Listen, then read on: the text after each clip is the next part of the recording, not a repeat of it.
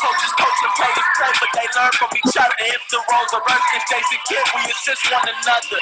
Making strides for a ship in the regular season. Lacing up these nights, a band of brothers turning into some demons. Through the season, spring to fall, we gon' see who was working. When the winter hit the surface, gon' see who deserve it. Left competition in the dust, now the opposite deserted. Only lions in my circle, we hungry for purpose.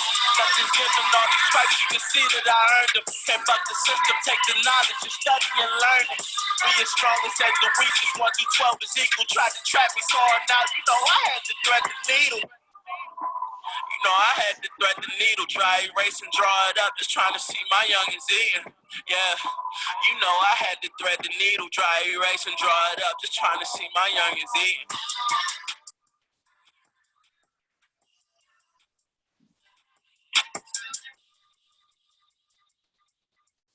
All right, welcome to another episode of the Coaches Show for the coaches, by the coaches. Today, our guest is Garrett Bridges, Director of Basketball Operations at North Carolina Central University. Coach, how you doing today? Unmute.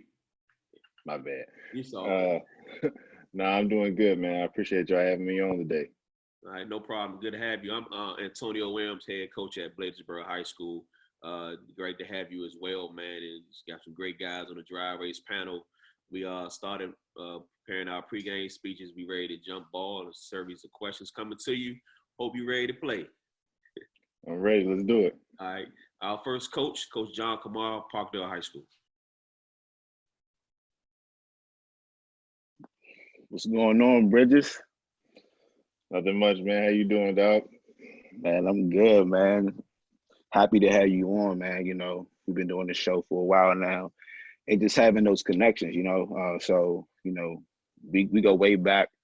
Definitely roommates. You know, I got my St. Aug shirt. You know, got my St. Aug shirt going on right now. We roommates, got a lot of stories, man.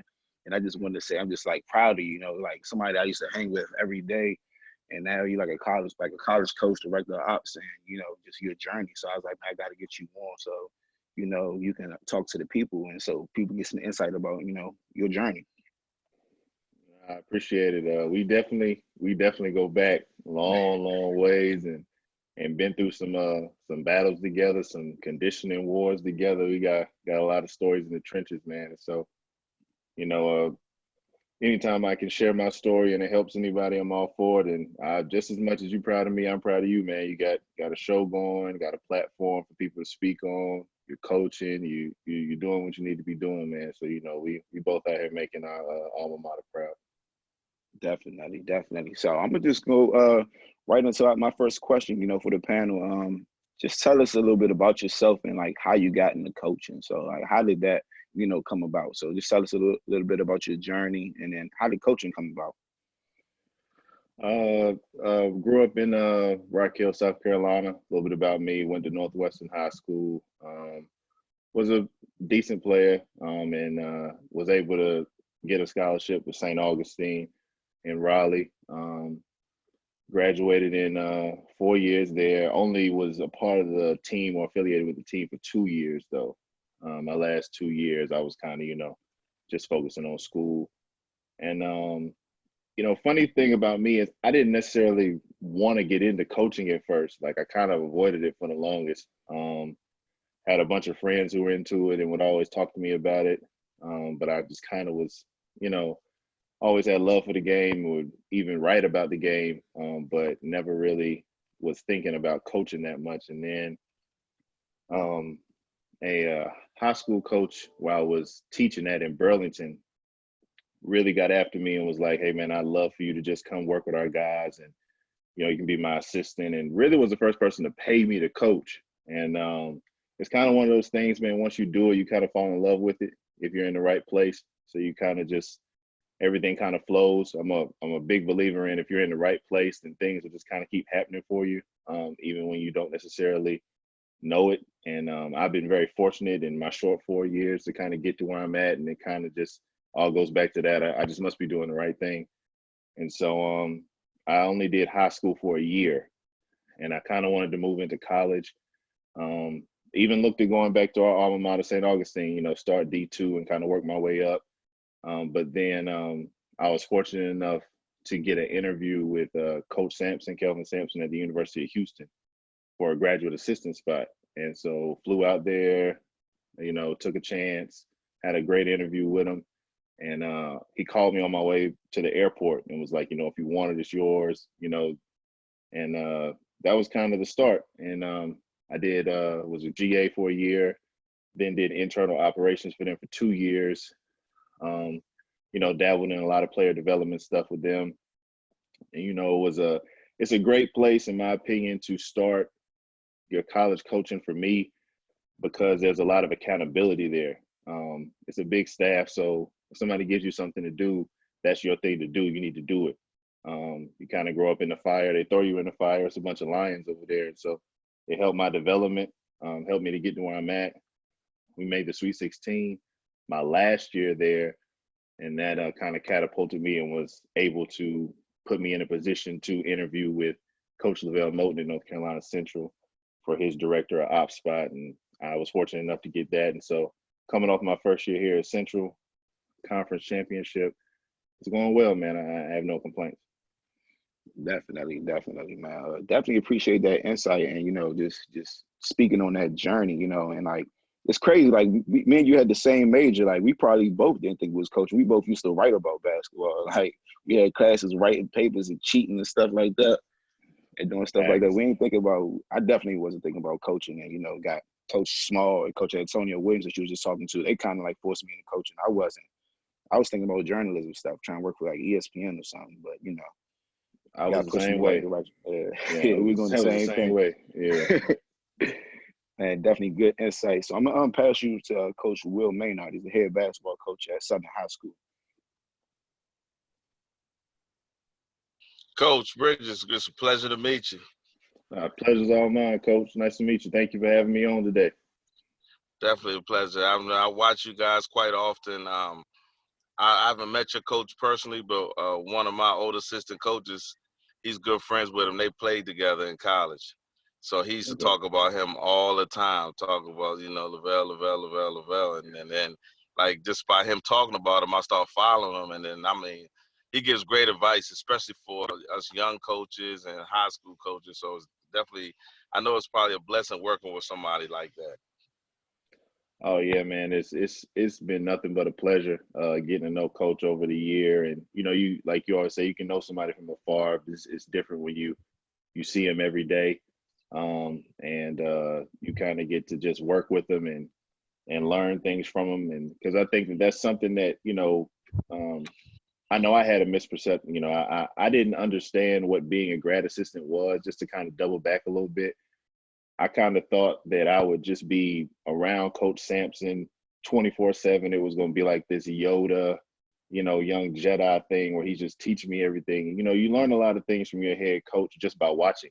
You don't learn a lot by always just being next to him or having those individual times to kind of ask him about this, ask him about that. If you're going to get into this thing, you got to learn on the fly. And so I've had the pleasure of working for two great head coaches. Guys who just kind of paved the way in their own way. And, Coach Moten is a proven winner. So it's just been great to be a part of the family. Yeah, that's definitely some valuable insight and two good guys. I remember following Coach Sampson when he was at Indiana and how great of a job. So I can only imagine learning from, a great mind like him.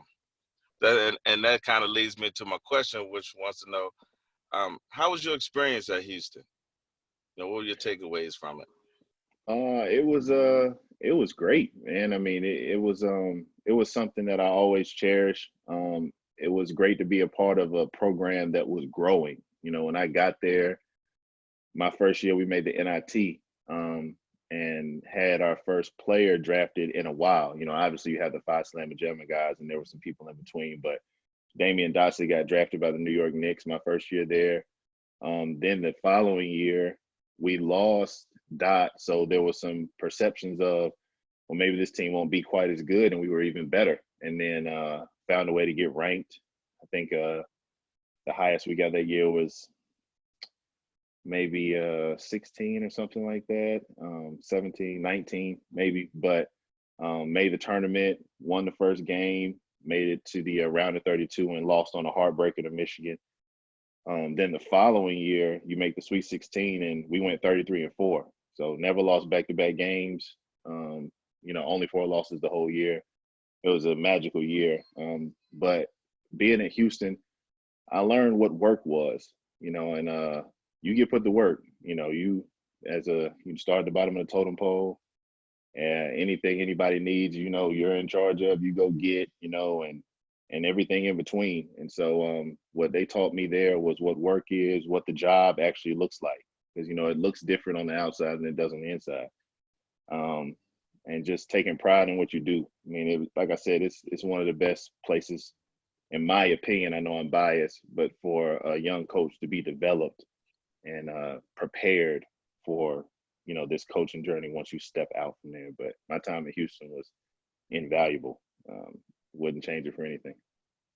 Definitely not a bad place to live. I know I hear a lot of people that go to Houston, they always talk about wanting to go back. I haven't been yet, but I think just from listening to, I think I need to take a trip out there myself. You might not want to come back, man. I'm not gonna lie to you. I love being closer to home. It's great. I got a daughter, 15-month, and a wife, and my mother and father live like 40 minutes away from us now, so it's definitely easier than being on an island in Houston. But I'm not gonna lie, who wouldn't miss Houston? Who wouldn't miss Texas? It's a dope place to live. Yeah, definitely. And I remember that Michigan game. That's when that dude hit that crazy shot. Yeah, man. A step inside half court at the buzzer. I mean, you just talk about going from an extreme high, basically planning for your LA trip, because the next round you were going to play in the Staples Center. I was thinking about meeting Kobe, meeting Magic. Like, my mind was all over the place. I'm just like, yeah, we about to walk out of here. Then he lets it go, and it just looked funny. You were like, is that going in? And then it drops, and now you're going home. That's how crazy it was. It hurt. Still hurts. It hurt me too, because I had you guys going far in the tournament. Yeah, that was a team. We definitely could have made some more noise, but that's just how it goes. Yeah, one and done situation. I think Coach O was Coach O. Somebody was talking about that yesterday, man. In a one and done situation, anything can happen. Anything, man. Anybody can win. Anybody can advance. I mean, it gets crazy. It does. Well, I appreciate you answering our question, and I'm going to pass it along to Desmond Small of Washington Adventist University. Bridges, man, how you doing today, man? It was a pleasure having you on the show. Pleasure's all mine, man. Good to see you again, boss. How you been? Ain't too much, man. Grinding, recruiting, trying to get some games, trying to get some players to be able to continue our success at Washington Adventist. So it's good to have the network with another young fellow coach and just seeing your grind.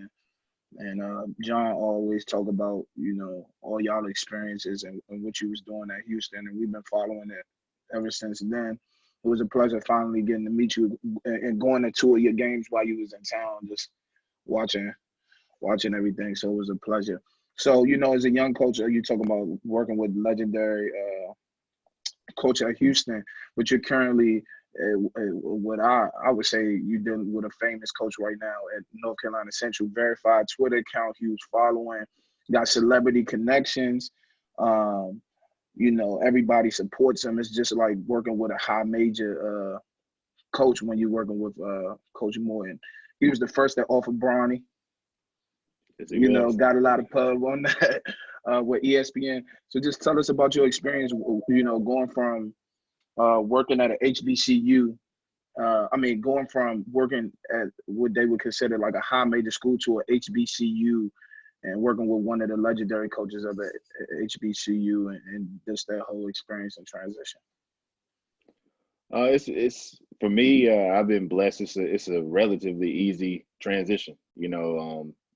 You go from one legendary coach to another. Coach Moden makes North Carolina Central feel like a high major program. That's his expectation of his program. That's the way he wants his program run. That's the way he does his day in, day out business. And so it makes it easy, for a guy like me. There's always a learning curve when you come in. You're transitioning from doing some on the floor stuff for me, having the ability to work with players in a small capacity to running day in, day out operations. So there's always a learning curve. But once you kind of, hit the ground running, you're good to go. Biggest thing for me is you always got to outwork your mistakes. You're not going to be mistake free, but you got to outwork the mistakes if you're going to make them. You know what I mean? And not get caught in it or not be sad or down about anything. You're not going to have perfect days every day. There's going to be days where you're like, I could have did this or that better. But you learn from it. And, it's been nothing but a pleasure though. And then, I think as any coach, you want to join a program that's had success. And I've been blessed enough in my short 4 years to be a part of 3 conference championships team, 2 in Houston. And now this is my first year at Central, and we won the conference as well. So, you just kind of want to keep adding to your success. You want to be around winners, and that's what Coach is. That's the staff that he's assembled. I think he only had one assistant returning. The others had left. So myself was new. 2 of the assistants were new. He had a new director of player development. So, he had a whole new staff, and to juggle all those personalities and, obviously we all meshed well, but, just to, you're the head of the ship, he just runs everything the way it needs to be run. So it's easy. But obviously, just to be, honest, there's always going to be some differences, you know what I mean? And Houston is just a bigger university in general. It's a Power 6 school. So you go from that to the MEAC, there's going to be some differences like the way you travel. And that's just for anybody in general. You go from flying private to the MEAC as a bus league. You do take some flights, but the majority of the places you need to get to, you can get you on a bus. So there's just some little things here and there, budgetary things. But in terms of just the head of the ship, the captain, running things day in, day out, easy transition, very easy. Because of you're a part of that staff and stuff like that, do people recognize you, or do you get what we would quote unquote say clout for being a part of the Central staff because a coach that got so much like celebrity support and a huge following?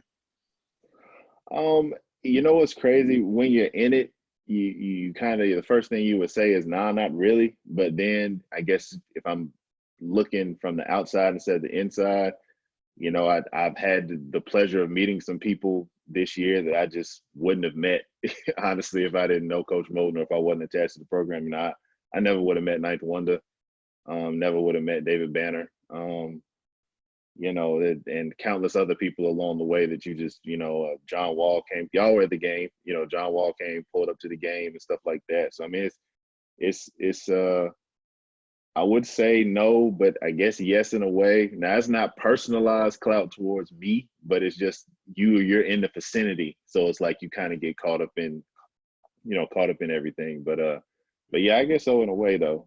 Coach is definitely, like you said, his connections run deep. He is an online presence, which is which is great.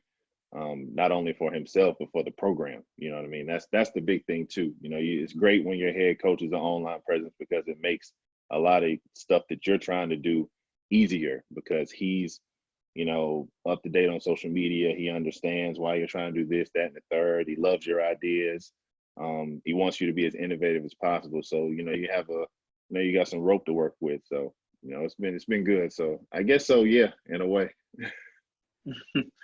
Yeah, my head coach got an online presence, and for us being a small school, definitely helping recruiting. So I appreciate the feedback on that, and I wish you much success. I hope y'all go on and continue to win.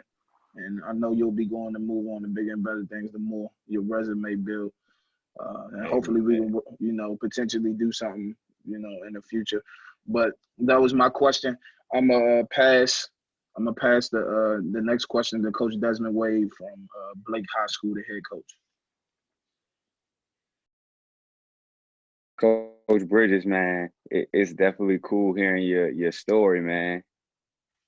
No, thank you for having me on, Coach, man. And just, to double back for a second, I do want to congratulate Coach Small on everything that he's doing, man. They're doing a lot of great things at his university, winning a lot of great games and beating people they're not supposed to beat. And so, it's been a pleasure to watch it, and I'm gonna do my best to stay out of their way. I know I can say that. I appreciate that, bro. Just appreciate it. Nah, man, it's because I actually was a grad assistant at Washington Adventist. So it's been cool to hear your journey. It's just the different avenues that people take. I coach at High Point, and now I'm at Blake. So I guess my question could kind of connect because people always ask me what's the difference in, the atmosphere. So my question for you is, working at a HBCU now, can you explain the difference in the culture of the crowds at a MEAC versus the American Conference, and also touch on some of the different styles of play? Yeah, that's a great question. As far as atmospheres, I think we have one of the best home court advantages in the MEAC, if not the best. Our students do a great job of showing up to our games, and obviously in the bigger ESPN games, everybody shows up. I think that the difference between the two, to be honest, is really size. You have an arena in Houston. It looks a lot bigger on TV than it is. I think it seats about 9,000 people, maybe 10 at the most. It's real intimate. Trying to give you that Cameron feel where everybody's on top of you. And I think the difference also too is, they had a great student section in Houston, but I think the crowd was a little bit older. There was a lot of young people in that crowd. There's also a lot of older people who have, just diehard season ticket holders. They're going to be at the game no matter what game it is, and so on and so forth. I think at HBCUs, sometimes people just have stuff to do. So, when you're playing those Division II schools or those NAIA schools, I'm not gonna lie, it's difficult to fill the arena. You know what I mean? But anytime, especially once you hit conference play, in the MEAC, you're pretty much sold out every night. You know what I mean? And it's gonna be jumping, there's gonna be dancing, there's gonna be, it's a little bit of a different vibe. And it helps us because they're with us. You know what I mean? They're on top of you. They're talking to you.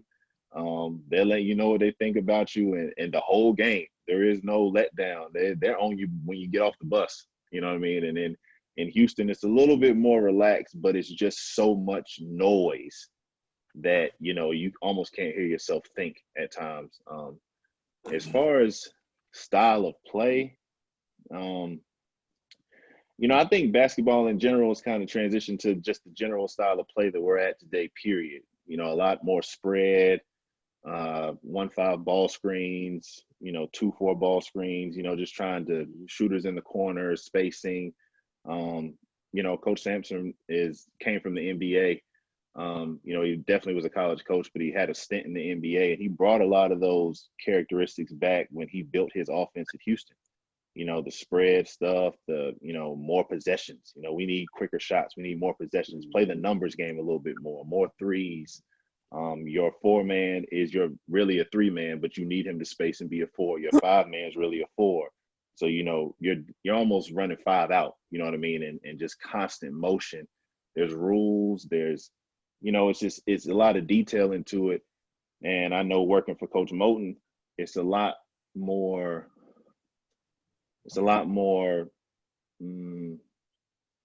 high lifts, misdirections, hitters, given, there's ball screen motion involved, but he has different, without giving other people, too much of his, what he has going on. There's a lot of different variations. One of his plays can have about, on a given, 6 or 7 different options. And, that's tough, on a night in, night out basis.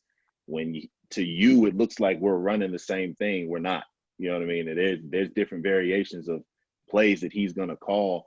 And he's a lot, one thing between the two coaches, he's more set heavy. There's sets for him. There's stuff that we're running each time down the floor. Whereas in Houston, sometimes it's just go. Once you get into a ball screen, our rules of our offense are going to flow and dictate what we do. I don't need to call anything. And then more so when we get 5-6 minutes or less, now Sampson's going to start hitting you with everything in the book you haven't seen. Whereas Moten may start hitting you with everything you haven't seen at the beginning of a game, and you're just going to have to deal with it for 40 minutes. on top of the defense is the biggest difference to me. So in the American, it's man principles. Some teams are going to run zone. You got your UCFs who have taco falls and they can just sit back in the zone and just, you got to deal with that monster all night. But you don't see a lot of running jumps or presses and stuff like that. People just kind of get back into what they're going to get back into and deal with it. In the MEAC, you got a lot of running jumps. You're going to have to deal with presses all night or sporadic presses, figure out how to break that pressure. People are going to try and speed you up, see how you think on the go. So, different philosophies in each league, definitely different styles of play. But, you're definitely going to have the quicker, more guard-oriented stuff in the MEAC, and in the American, you're going to have some bigs to deal with, some true bigs. You know what I mean? There's still a few of those left. Some 6'10" forwards that can put the ball on the floor, and you just kind of got to figure out how to contain the beast. But there's some noticeable differences, though. Nah, man, you gave us everything we needed to know within that question, man. I definitely appreciate it. You definitely laid some stuff down for even me as a coach, because these are kind of things that I battle. I'm getting a whole new brand of kids coming in and going into like a spread offense, and so you definitely, it kind of overshadows each other though, and that's kind of what you mentioned, that whether it's figuring out misdirections or anything, but we pretty much, the kids are more versatile.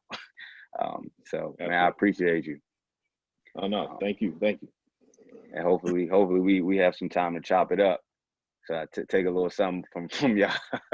Absolutely. Hey man, I'm a big proponent, and I can learn anything from anyone. So I'm gonna learn just as much from you as you may get from me. Trust me, I'm trying to figure it all out myself. For sure, man. We definitely got to make it happen. I'm gonna go ahead and pass it over to Coach Tobias Jennifer, Huntingtown High School. Hey, what's going on, Coach? Nice to meet you. Nice to meet you too, Coach. How you doing?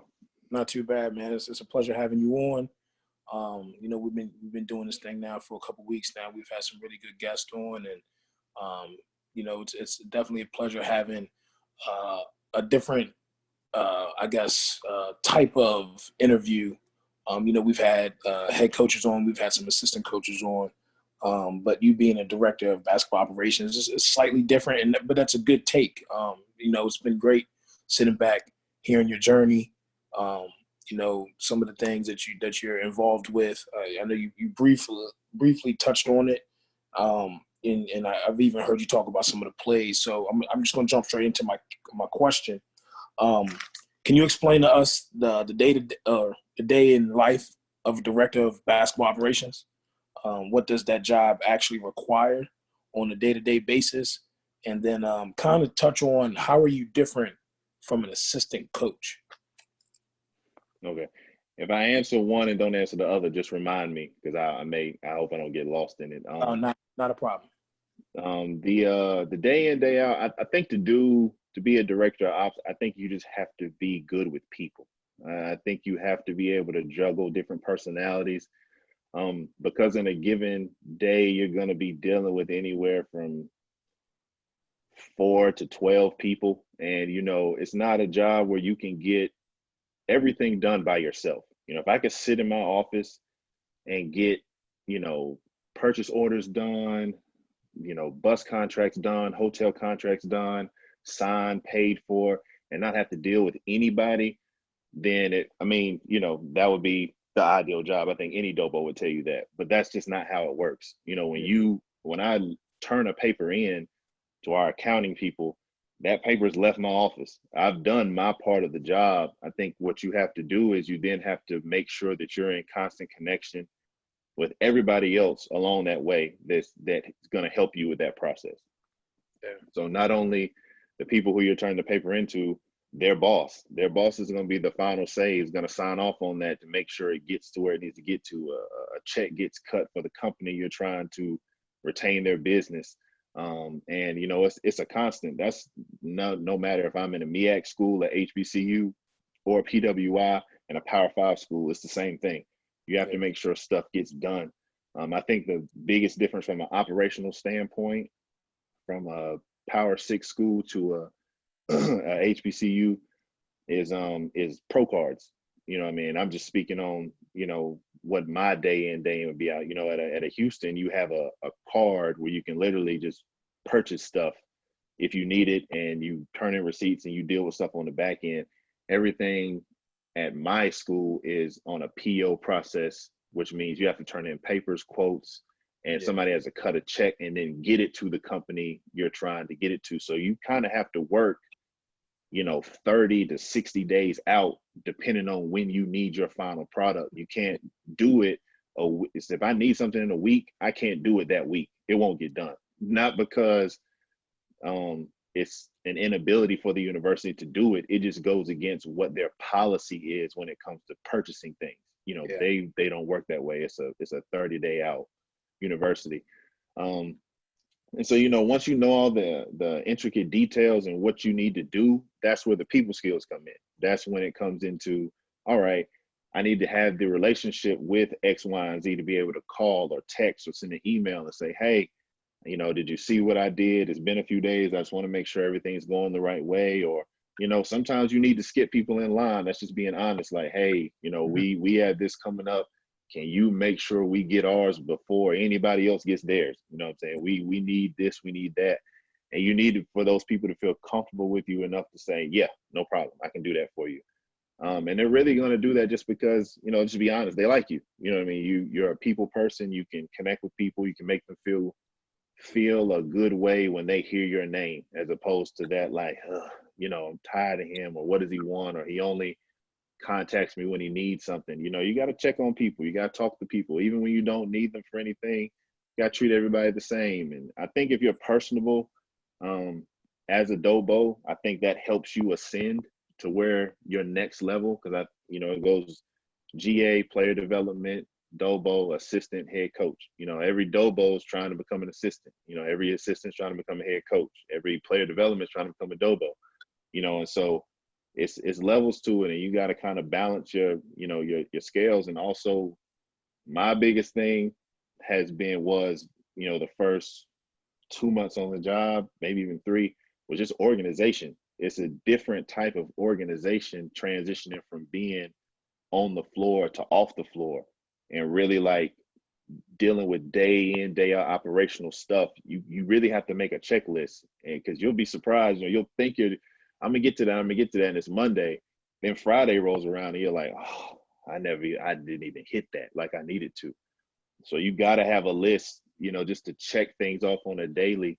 It also helps, you know, it's all dependent upon your coach too. You know, I talk to my coach every other day. So I mean, he ain't gonna let you stray too far off the path.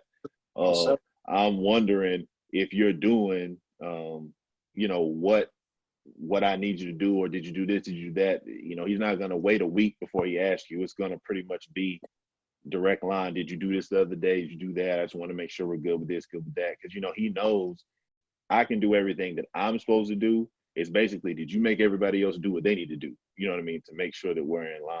And so the second part of your question, how I differ from an assistant, I can't recruit, you know, technically I can't get out on the road. I can't, technically I'm not supposed to be on the floor.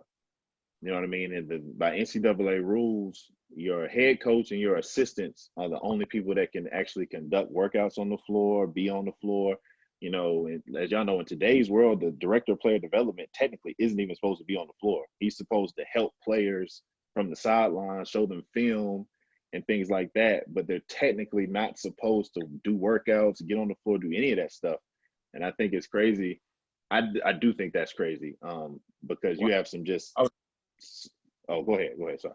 No, I didn't mean to cut you off. I'm just saying I would have never guessed it. You know, someone with that title, you know, quote unquote player development, you would be in the part of developing them, you know, especially they're honing their craft on the court. So the fact that you said you can't even get on the court is just insane. Yeah, and I mean that's something I think all, not only from the player development person down, you know, for the past, like I think 3 years, the NCAA has always voted on this 2-person non-essential coaches that are allowed to be on the floor rule.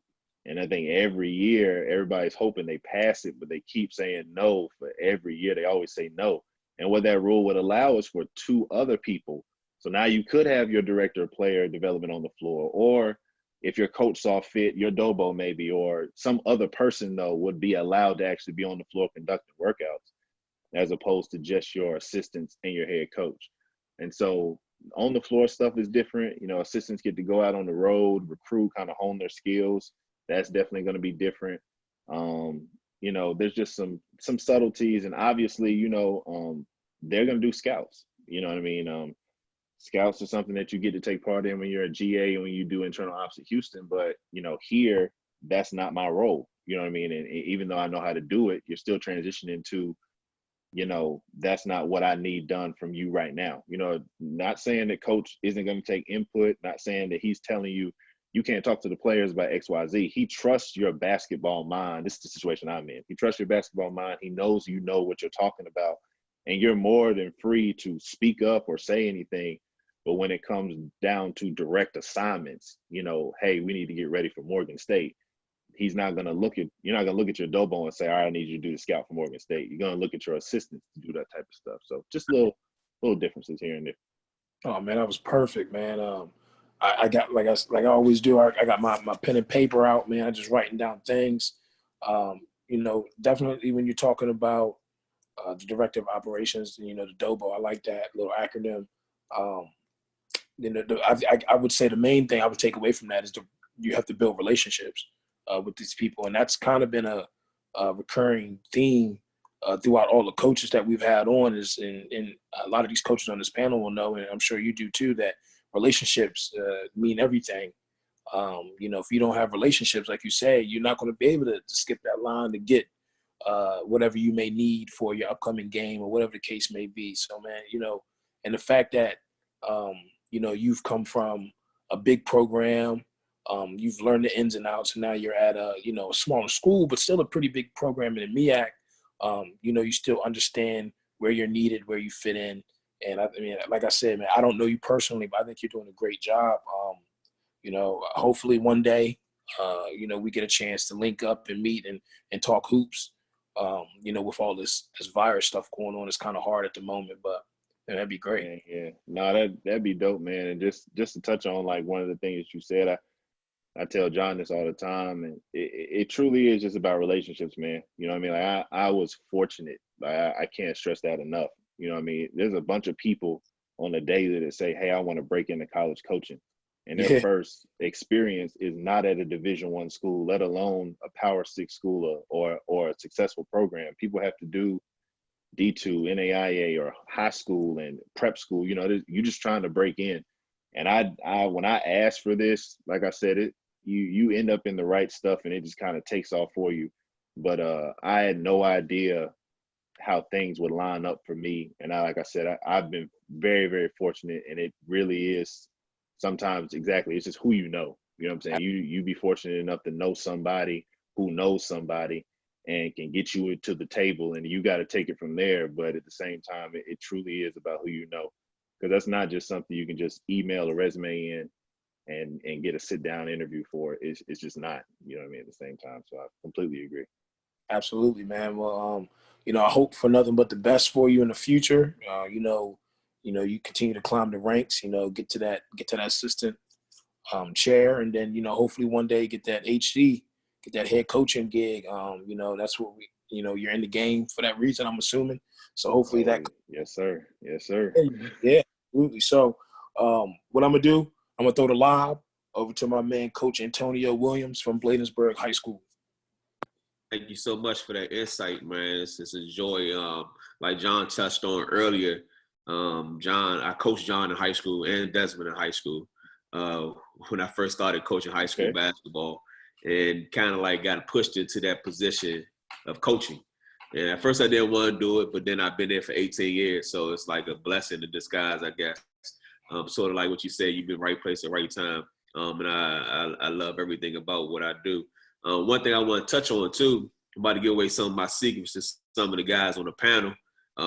A lot of the things that Coach Moulton does, I do. From taking out team pictures in black and white with the uniforms that we just showed you guys, from talking about playing hard, playing smart, playing together, I watch his mic'd up videos on YouTube. I like the way that he's not just a coach, he's also a teacher of the game. So like when he stops in practice, he actually shows the reason why we do this. And Coach Dez and Coach Small, they don't know this now, but I'm about to give up this secret. We never call what we do, call it running plays. We can run sets because there's so many different options off those particular sets, and players make plays. So I want to say first, give my shout out to Coach Mo for being that mentor. You don't know me, but I definitely follow him on Twitter. I follow him on YouTube. If a video come up, I'm watching it. I'm taking my notes just like every day, being that sponge, man. So I got to get into a practice now because I know for a fact that I need to be there because I've been following for years. So it's just been a joy to have you on and also like that. Hey man, thank you for having me on. You like that. This goes to any of y'all. If I'm ever in a town or a city that y'all are in, man, you know, John knows this. Small knows you just let me know. Y'all are anywhere I'm at. You know, you want to come to a practice, you want to come to a game, anything like that, man. Y'all just let me know. We got to help each other, and that's one of the biggest things that I got taught at Houston is, man, you don't climb up the ladder and then not help anybody else up. You know what I mean? And so any way I can help anybody, you know, I'm all for that. I was gonna say this for last, but that's because you got that North Carolina blood. Us 252 and 919 guys, we stay. That's how we do things. You know what I mean? New bird in the house, baby. Craven County, home of the Bears. So my question for you, being that, you know, just to tell the people, man, we started this thing on Twitter as well about a week ago. And I was watching SportsCenter, watching SVP, and he was talking about the class of 2020, those kids that were even in season or about to start their season. It's their senior year. As I looked at your team, it didn't look like y'all had many seniors, but I just want to talk about the pandemic and how it affected you guys in the middle of the MEAC and then getting that push to go to the NCAA. Well, you know, before I talk about like inside our locker room, you know, I want to say I personally feel bad for small schools in general. You know, a lot of times these small schools and these athletic programs are driven by March Madness money. That's just the truth. You know, your team makes it. That's what, $500,000 to your athletic department and things like that, man. And you know that goes a long way. You know, these Power 5, Power 6 schools, you know, it hurts them too. Don't get me wrong, but you know, they budget and have different means and sources to cover that up. Whereas sometimes for these HBCs or just smaller universities, you know, it's hard to make that up. So you end up seeing budget reductions or staffs being cut or programs being cut even, you know, or people losing their jobs or even getting laid off until the next fiscal year. And so, you know, the bigger picture is I hate it for not just us, but a lot of different places. In terms of inside our locker room, I'm pretty sure I'm about to give you the same answer that any coach would. I feel like we're starting to play our best basketball, which is crazy. I mean, we inside the conference, I think the conference record was 13-3. You know, it was outside looking in, you were like, y'all probably playing your best ball middle of the conference. But, you know, really towards the end of the conference, defense started to tighten up even more. Offense was flowing even better. You had guys that had, you know, finally kind of gotten out of their own way, truly giving in to everything that Coach Moten is preaching, which you don't get that far without them doing that. But I think we all know as coaches, there's always that extra little buy-in, you know, that can come at any point in time during the season. And I felt like we had reached that. And so, you know, you have your first round victory. I think we won by 20. I won't embarrass the school and say their name, you know, but, you know, we were doing really well. And you look forward to the second round game. And, you know, I'm one of those people, unfortunately, like I'm like a hypochondriac. And so I pay attention to all this stuff in the news, dealing with the virus and all that. So I had already said something in one of our coaches meetings like 2 weeks before that. I was like, hey, man, this coronavirus stuff is getting kind of serious. And, you know, Coach Moten follows that type of stuff too. So he was like, yeah, I noticed that, you know, what you think is going to happen? And we all kind of had to talk about it as a staff. And I think all of us pretty much know when sports stopped was the day the NBA stopped. Like we had gotten through our first round game and everybody had kind of softly started talking about tournaments getting closed, but there wasn't a hard no, like it's going to happen yet. So we were at least thinking we'd get past the second round game. But then when the league stopped, you know, the world stopped. You know, I knew once that came across the screen, the NBA's, you know, put their season on hold. I remember getting on the phone with a few different people, and it just, I was like, man, the tournament's done. It was March Madness is going to get canceled. It was just a sad day for all of us. But I mean, I think it you know, it sucks. But you know, my take on it probably may not be the popular opinion. I think anybody, you know, if we're a winner, you know, the baseball players, seniors, and the guys that just never really got a chance to play their season ever senior year, I do think, you know, as they've done the right thing, I think those guys should get that whole year back. They should be able to play out their senior year and all of that. Basketball wise, I'm not gonna lie, you know, our guys, just speaking of our seniors, they have pretty much played every game they were going to play. You know, we've had the second round game, a conference championship game, and let's just say that we're one of the first MEAC schools to make it to the national championship. You know what I mean? It's just hypothetically saying you got about a good maybe 4 more games. That's maybe a total of 7 or 8 more games you could have played. They've really played their year. You know what I mean? I know if I'm any other coach in our conference dealing with Central, I wouldn't want our senior to come back. You know what I mean? Our senior was a player of the year. So you mean to tell me because he didn't get to play 3 more games, I got to deal with him a whole nother year? That wouldn't really seem fair to me, or whatever. I think that's why you don't really hear a lot of pushback from a lot of people. I read a lot of stuff, and I know coaches are fighting for their guys, as they should. But I don't think they're just saying that it's blasphemy and it's just wrong that they don't get a whole nother year, because I think a lot of guys are just like, you know, I played my senior year. You know, I got through my conference. I got all the way to my conference tournament. You know, some people didn't get to play a game in that, but you still got to play a whole 30 games before that. So, you know, I think anybody that didn't get a chance to get on the field deserves a shot. But, you know, for basketball, you know, seniors, I think you got to do what you want to do. Yeah, I'm glad you said that too, because you asked my next question, and that was just a great follow response with that was, yeah, you absolutely. I never looked at it like that. You just think about, you know, the kids, like, I mean, going on that run and stuff like that, but you did play 30 games too as well. So Like definitely, 30, and then they not going to let y'all senior come back and not be a player of the year. I don't blame him either. Yeah. All right. Thank you so much, man. And pass you over to John Kamara. Thank you, Coach. What's going on? So, Briggs, I had one more question for you. I had another question. You touched on it a little bit, and we tend to ask this question all the time, everybody that we interview. What advice would you give a young coach who's trying to come up in the ranks in college? You talked on it a little bit, but what advice would you actually give? You told us, like, it's not what it seems and things like that, but what would you tell somebody if they were trying to, you know, navigate their way through the college basketball ranks?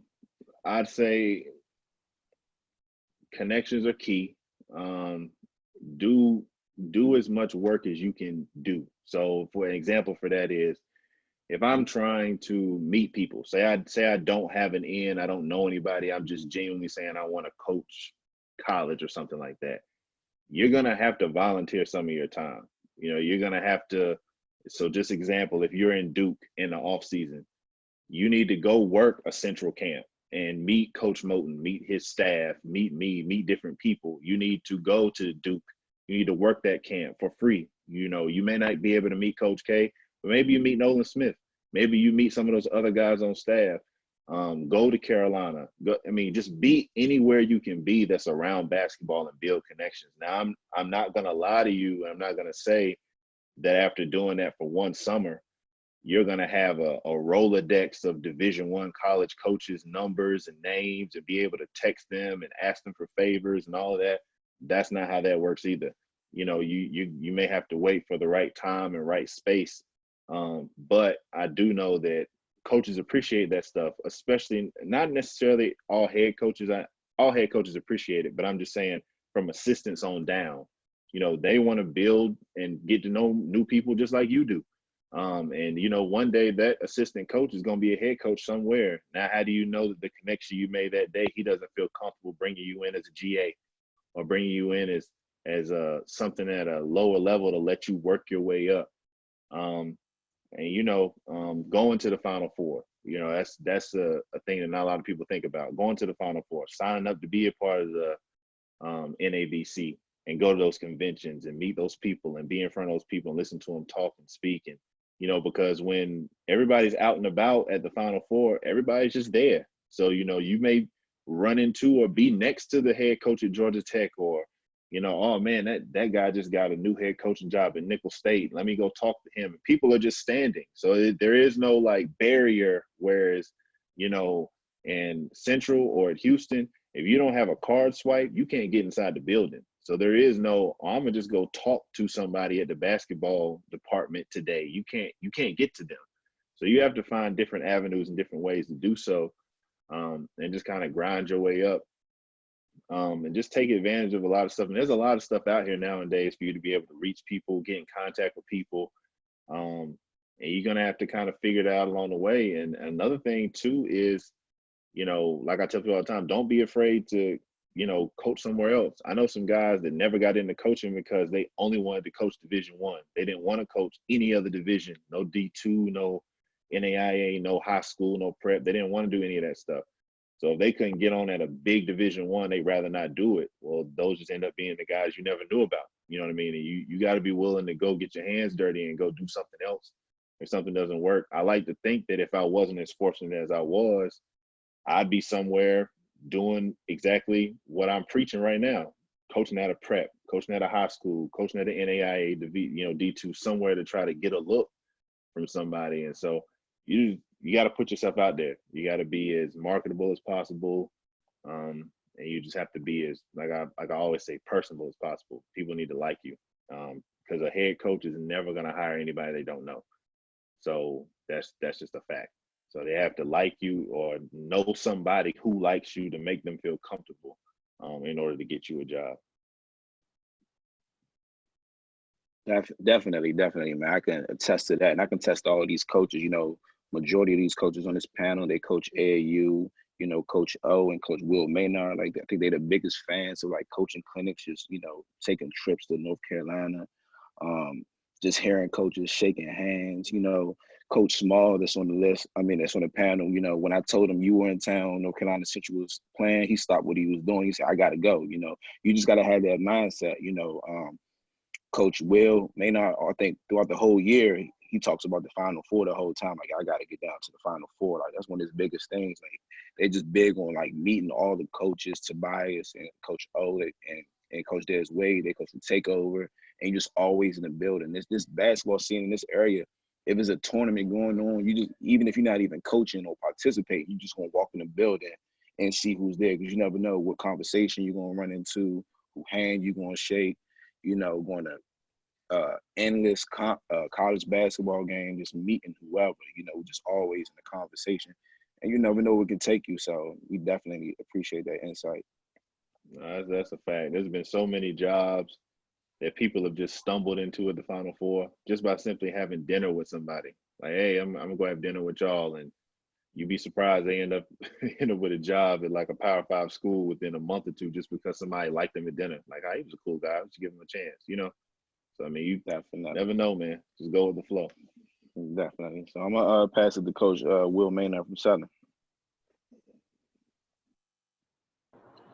Coach, it's funny to hear you talking about how important relationships are, because yesterday we had a coach, a high school coach in our area who's very well known, and he was just talking about, as a young dude, he applied for a job that he never thought he was going to be able to get. But because of a previous relationship with somebody, he was able to get a job at a young age, in which he probably wouldn't have gotten if he didn't have that, that connection to that guy. So, goes back to what you said, this is a relationship business, and you want to avoid burning as many bridges as possible, wouldn't you say?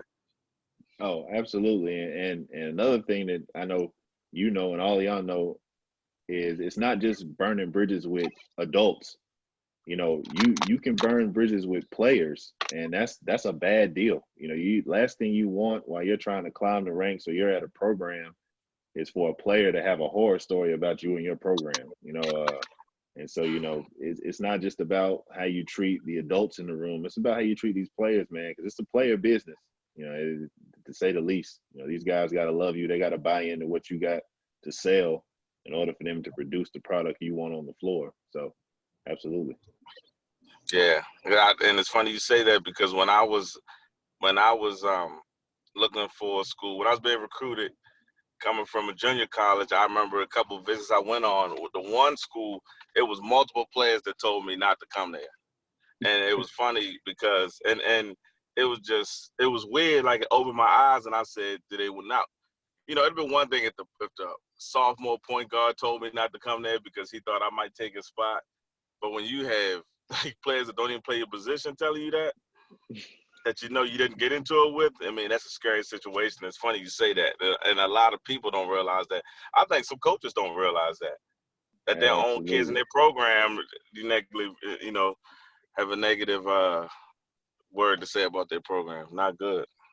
Absolutely. And those recruiting visits are key because you got to leave them with the player at some point. You have a host, so you better hope that player loves you and your program because they got all night to talk about the good, the bad, and the ugly after they get done with your part of the visit. So, you know, that's for sure, Coach. Thank you for having me on, by the way, also. Oh, nah, no problem, man. Like I said, it's always great to connect with new coaches, young coaches, and especially African American coaches because like all of us talk about it all the time.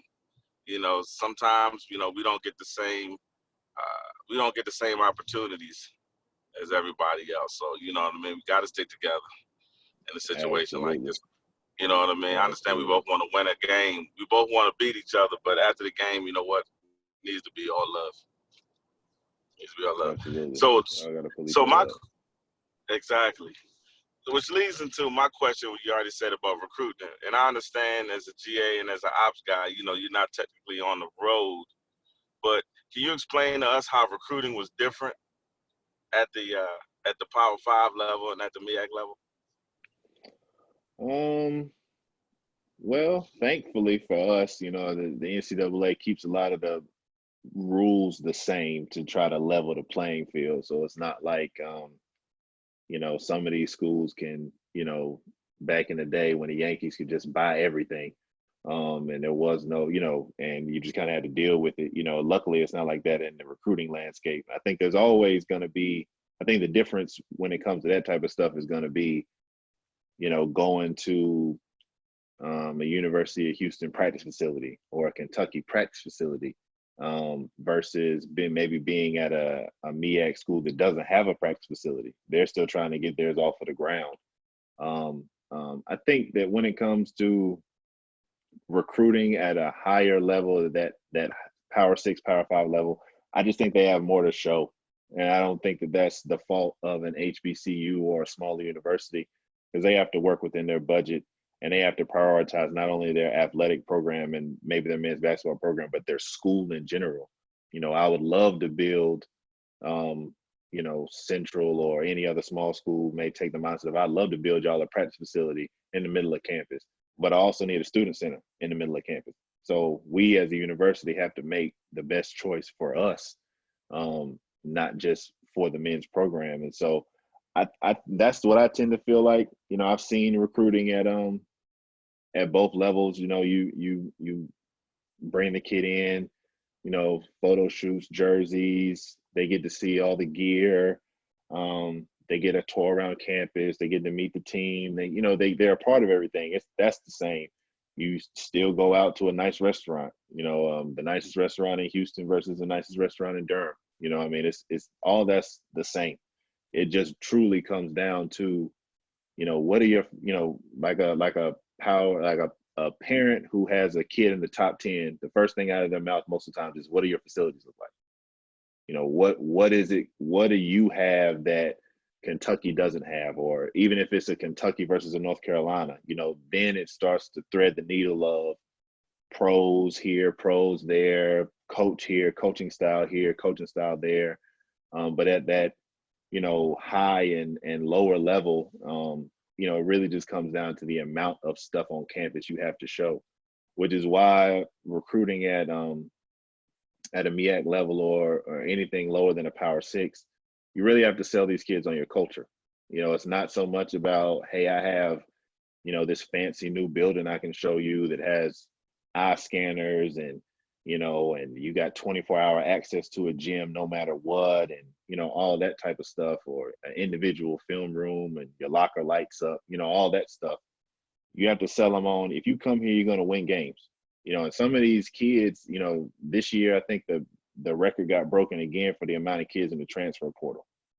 And so, you're going to make a lot of kids make their decisions based off stuff. Can they, how much stuff can you give me? Can you give me more shoes than the other school? Or, can I get this from you that I couldn't get from them, but it may not be the best fit? And that's my advice to any player getting recruited anywhere. Make sure it's the right fit for you. You know what I mean? That doesn't necessarily mean you're going to go to the biggest school that's recruiting you. Maybe that's not a good fit, because most of the time you're going to get recruited over at those larger universities anyway. So if you're a 4-star point guard coming in somewhere, they're going to recruit another 4-star point guard next year. That ain't going to stop, because you're not bigger than the program. You know what I mean? So the program's got a standard they're trying to stick to. And so, you have to keep all those little things in mind, which is why a lot of these kids end up in the portal, because now they're like, well, man, maybe I should have gone to such and such. That would have been a better fit for me long term. If you're not a guy that's just going to go to college for 1 year and jump to the league, there's a lot of things you need to take into account when you're getting recruited, just to make sure you get the right experience you want to get. Which is why I think you do see, I know at least for Central's track record, you have a lot of high major guys that end up at Central. You know what I mean? We had a guy on our team that came from, he started out at Boston College, then he ended up at St. Louis, now he's with us. You know what I mean? And now he's just finally finding his right fit. And coaches had plenty of those type of players in the past. And it's not just us in our, that's a lot of just smaller schools end up with those kids, and they flourish because they're in the right place. You know what I mean? And so recruiting is the same but different, but really just because of size of school and the amount of stuff that they can show you. But yeah, that's what I think. Now, do you think a lot of schools are going to really have to make tough decisions on the high school, the transfer ratio as far as the roster? I mean, I do, just because, the transfer portal is taking on a life of its own, and then they're really about to pass this other law where these kids can transfer without even notifying the school. As long as you haven't transferred before, you can transfer and be eligible immediately without having to sit out. You look at schools like us, for example, or just schools on our size, you got to take that into account when you're recruiting a kid now. Is he coming here? Is he going to have a great year, win player of the year as maybe a sophomore?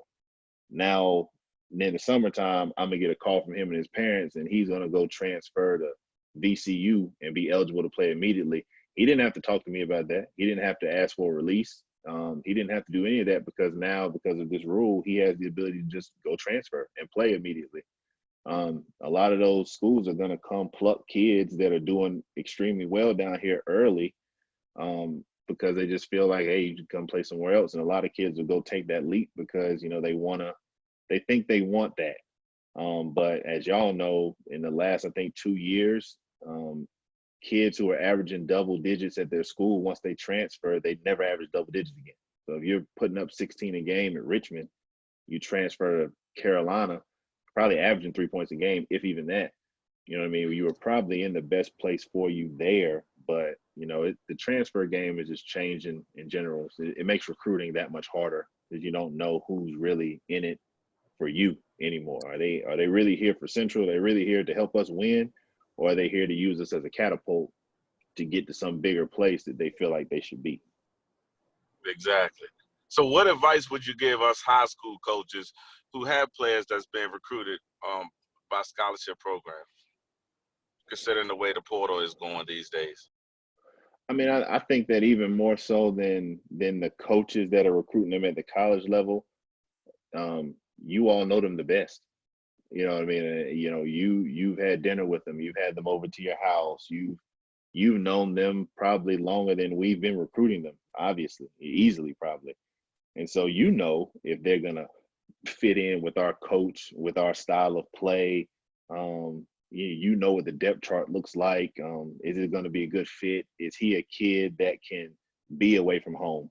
You know, can he be 6 hours away from his mother and still function? Or does he need to be closer to home so that, you know, if I need to, as a coach, I can call his mama and she can be up here in an hour to try and straighten him out, or vice versa.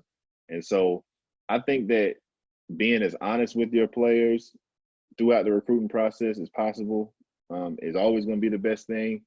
And as always, it's the same thing with recruiting, identifying who the actual decision maker is. You know, that's the key part, especially when you're recruiting a kid. Who's really making the decision? You know, is it the mom? Is she the one that's going to have the final say? Is it the dad? For international kids, you know, you may have the people who've taken them under their wing. Are they the ones making the decision, or is it truly on the kid? And can they make the right choice? So I think that high school coaches have the ability to kind of help not only the kid but the programs out, because there's no worse feeling than recruiting a kid thinking you got a steal and he just never quite pans out. And now he has to transfer. You got to try and help him get on somewhere else. And you know, because of that, you don't know if the relationship is sour between you and the head coach at the high school now. So now when I come back to recruit a different kid, well, I don't know.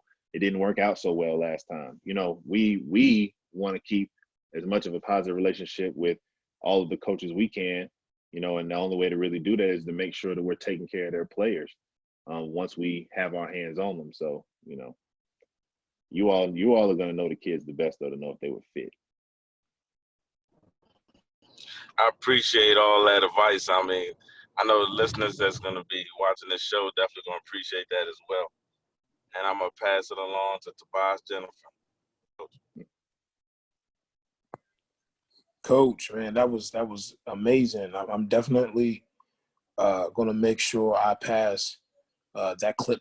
I'm going to pass the whole interview, but that clip especially to my players, man, because, you know, college is a cutthroat business. Don't get me wrong, man. You know, we've all had on this panel, we've all had kids been recruited, and they definitely recruit the next guy behind you. And for a lot of our guys, we'd hope that that'd make them just work that much harder, the competition and things like that. But some of them are a little weak-minded, and they do tend to transfer. So, you know, when I was talking to some of my kids about, you know, their decisions for college and things, hey, would you continue to go to that college if you weren't playing a sport, and things of that nature? You know, you pick a place where, you know, the coach has an invested interest in you. Don't just go because they got their Nike school or their Adidas, or you're like, I see you wearing Jordan or whatever.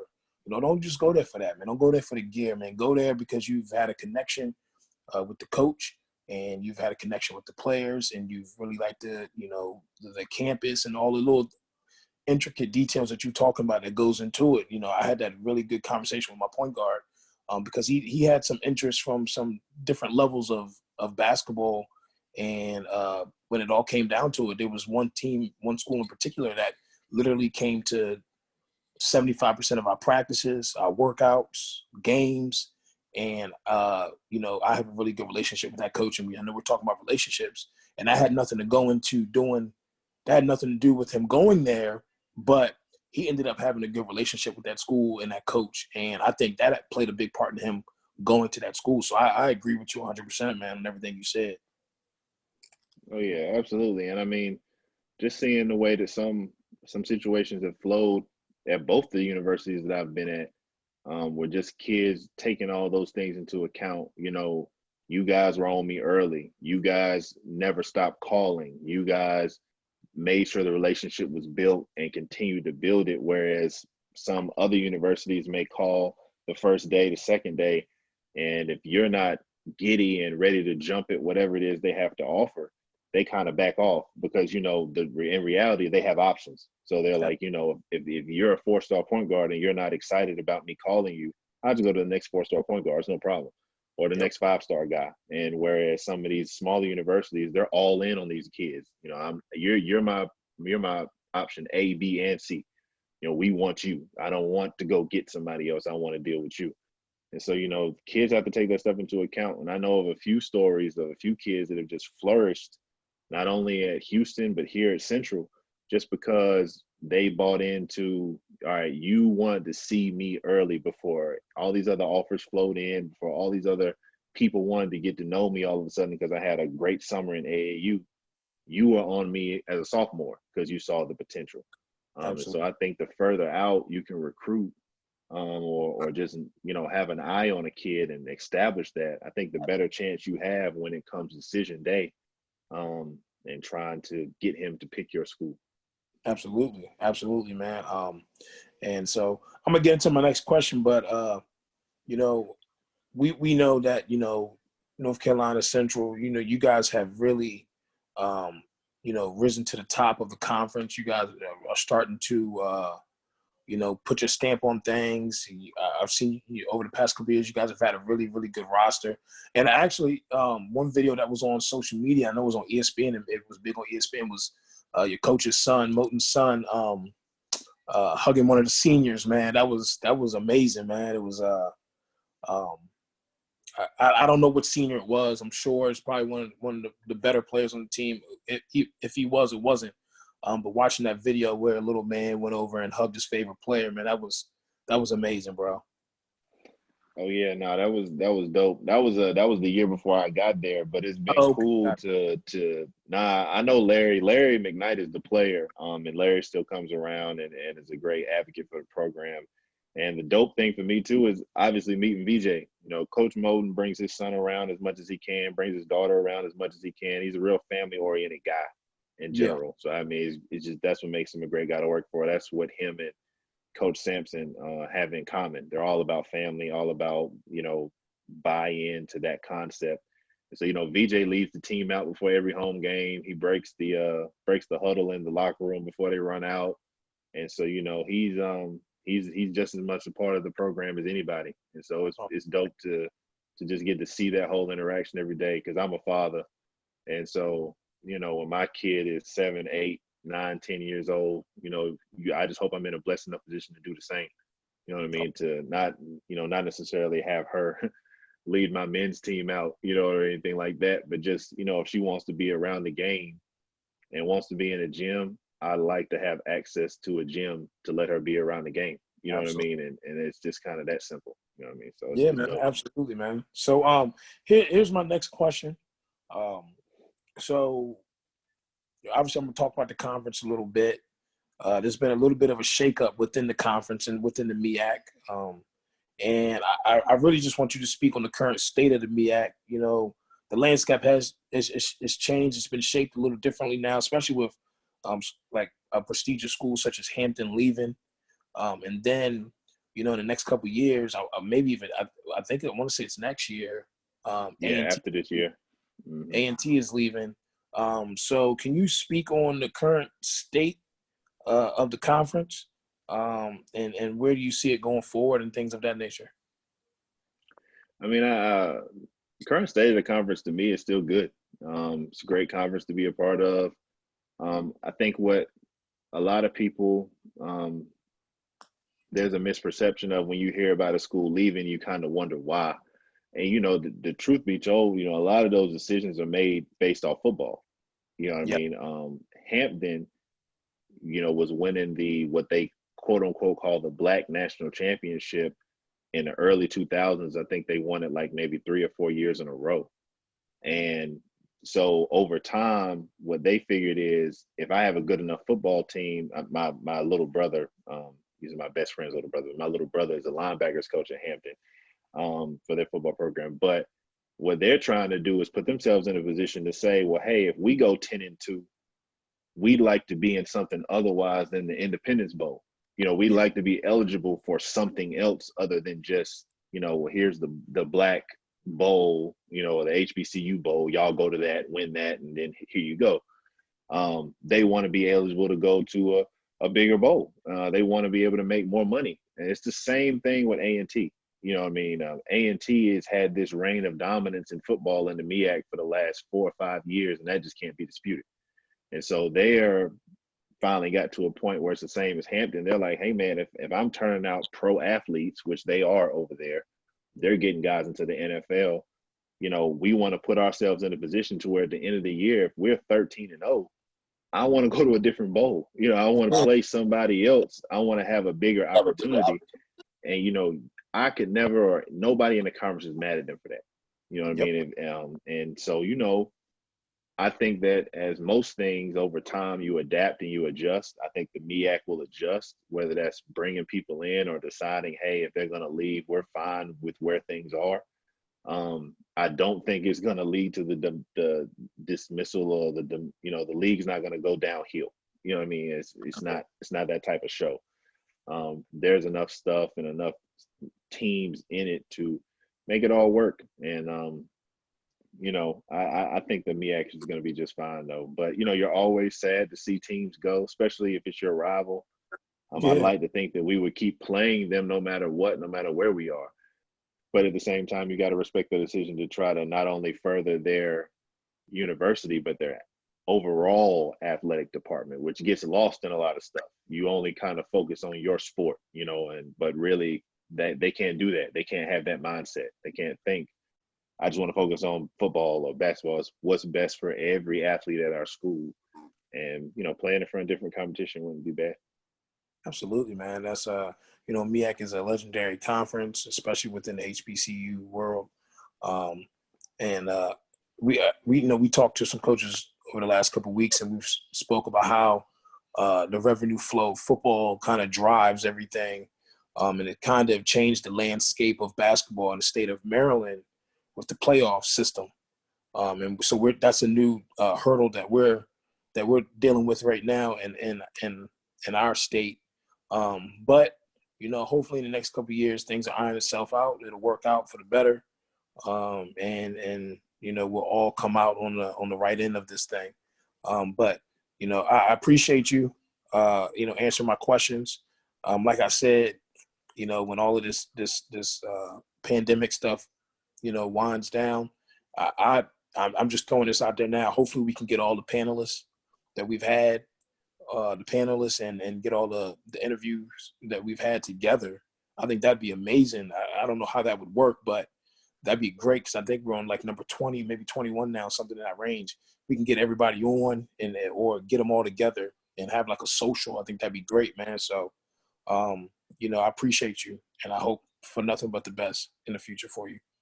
Nah, I appreciate it. And, you know, if y'all ever do anything like that, y'all can sign me up. John knows I'll get to wherever it's at. I promise you I'll have a haircut by then, and I won't have to wear a hat. It'll be all good. I got my hat. Everybody got their hats on, man, because Telling you. it's been rough. So, look, I'm going to throw the behind the back pass back to my man O. And I thank you, man. Appreciate it. Anytime, man. Thank you. Yeah, man, we definitely appreciate it. I'm having a little bit of Wi-Fi issues. I just want to, y'all can just nod your head. Am I okay to go? Sounds good. All right, good. So we want to say thank you, man. Appreciate you, man, for coming on. Like you said, with John. John's like, I want to say best friend now. I mean, he used to be player, coach, and then coached against, and now he's my rival in my own, and we're in the same conference. So it's like crazy that things come full circle like that. But it's always a joy, though. You know what I mean? You take it for what it's worth.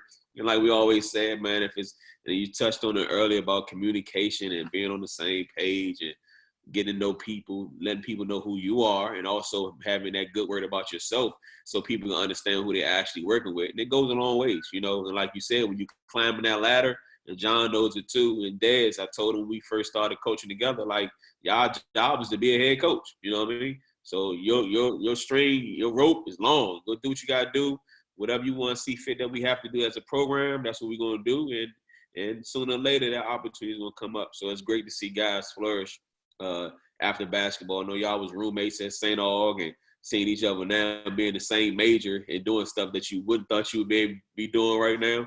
But that's sometimes how it works, man. So we definitely appreciate you. Nah, man, I appreciate y'all, man. I think this is a dope thing you guys are doing. You know, it takes a lot to go ahead and just put something together. You know what I mean? And so when John had mentioned it to me, I told him, yeah. I was like, sure, just tell me when. And so eventually we settled on a date. But I would always ask him how the show doing, you know, how's it going? I would see you would post all the different episodes you guys had. And, you know, I'm just humbled that anybody would want me on. You know what I mean? And I never get too big or think I'm above anything, man. So I'm humbled to be asked to be on anything, or that anybody would want to hear my opinion about anything. So I just appreciate you guys for not only helping coaches, but just helping the culture. You know what I'm saying? Like as African American coaches, man, we have to be in this thing together. We have to help each other out. We have to pull each other up. Because there's not a lot of opportunity, and our string and our leash is short, and so you got to be on point, be on top of everything at all times. And so just having something like this, man, it's just incredibly dope, man. So thank you guys, appreciate it. And it took us, just a little pub about us. We've been talking about this, hint to the Twitter world and the IG world. We've been talking about doing something like this for about a year and a half now. So this is not nothing we knew that we saw new on Twitter that somebody else was doing and stuff like that. So we always wanted to make sure that we got this done. And this time we have time. So this is a great opportunity because we're always texting anyway. We're always sharing ideas. We're always helping each other's kid out. That's just the way we do things, man. So we definitely appreciate you. Nah, man, I appreciate y'all, man. Thank you. All right, thank you. All right, man. Thank you, man. It's not an opposite deserted. Appreciate you, man. Only lions in my circle. We hungry for purpose. Thanks, bro. Appreciate you, brother. Yeah, man. Thank y'all boys, man. Tried to trap me, so now I had to thread the needle. I had to thread the needle, try erase and draw it up, just trying to see my youngins in. Yeah, I had to thread the needle, try erase and draw it up, just trying to see my youngins in.